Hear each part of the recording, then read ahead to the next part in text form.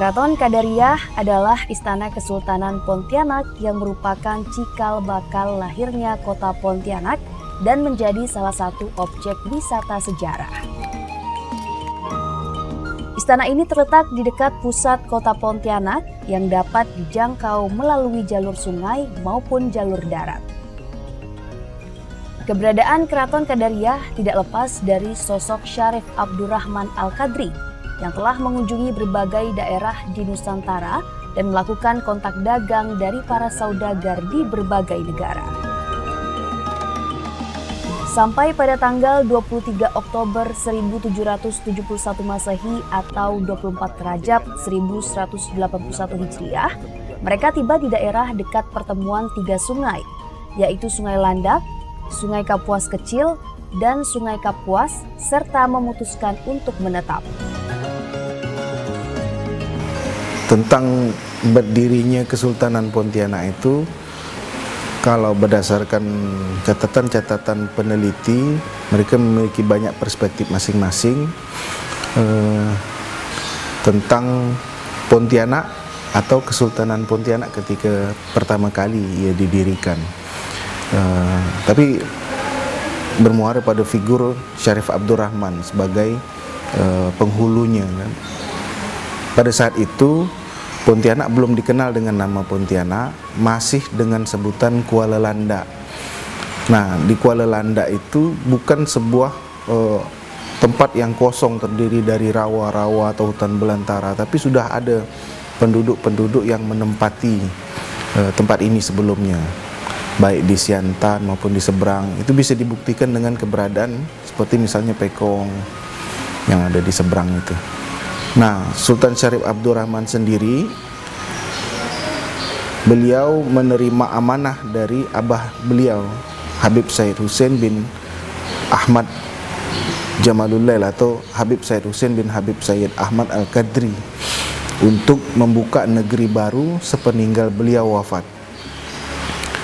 Jadi Syarif Abdurrahman tidak diperkenankan untuk tinggal di Mempawah, di tempat Habib Hussein. Pada tahun 1778 resmilah Syarif Abdurrahman itu dinobatkan sebagai Sultan Pontianak yang pertama dengan gelar Sultan Syarif Abdurrahman Al-Qadri.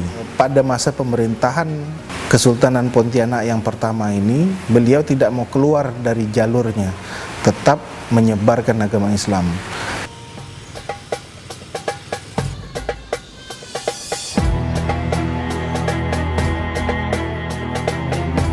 Dalam perkembangannya, keraton ini terus mengalami proses renovasi dan rekonstruksi hingga menjadi bentuk yang sekarang ini.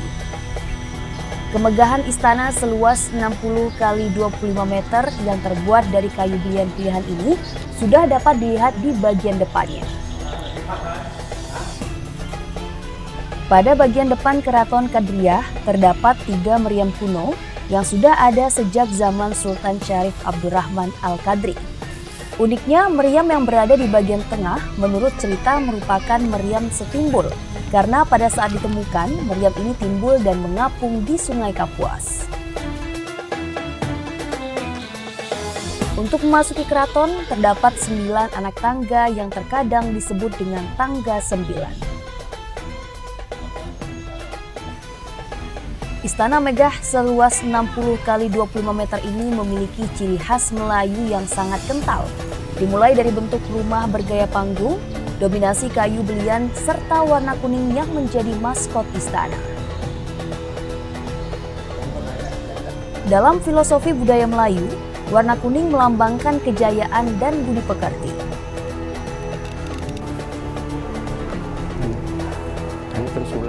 Keraton Qadariyah juga masih memiliki koleksi benda-benda bersejarah seperti beragam perhiasan yang digunakan secara turun-temurun, benda-benda kuno seperti pusaka dan artefak, barang pecah belah, foto keluarga sultan, dan lain sebagainya. Namun sayang, pada zaman Jepang, 80% barang lainnya telah dijarah tentara Jepang.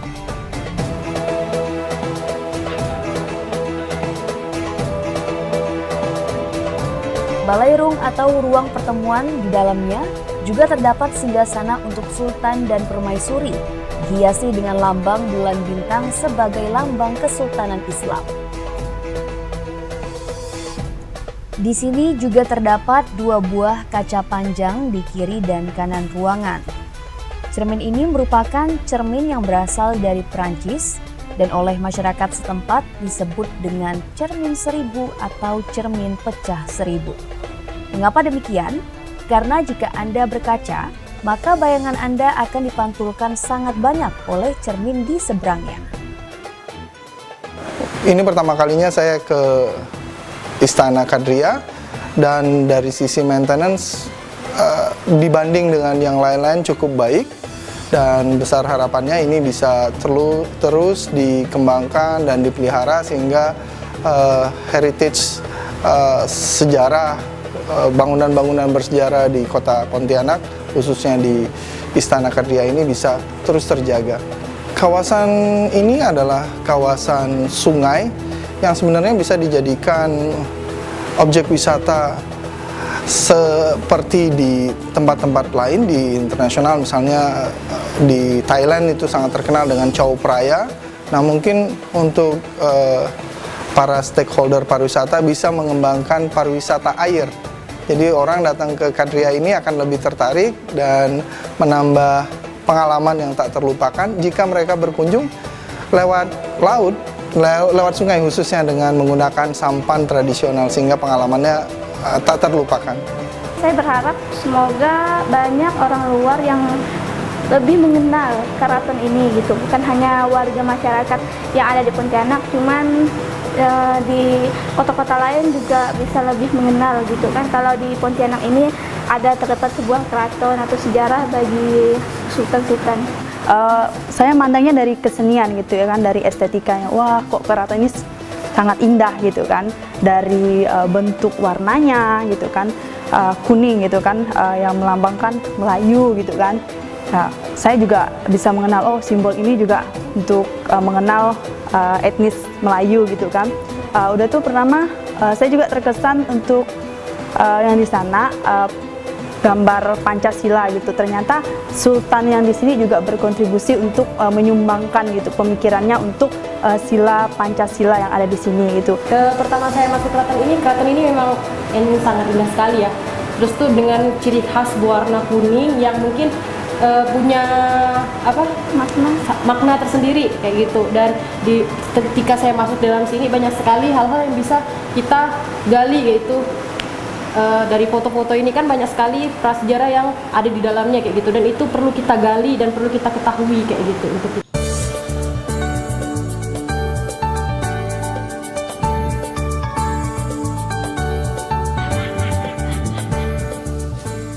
Saat pengunjung akan pulang, tepatnya di depan tangga 9, terdapat penjual souvenir khas kota Pontianak yang dijual untuk para pengunjung, seperti kain corak insang khas Melayu kota Pontianak yang merupakan simbol atau ciri khas dari pakaian suku Melayu kota Pontianak, kopiah, songkok, gelang manik-manik, dan sejumlah souvenir lainnya.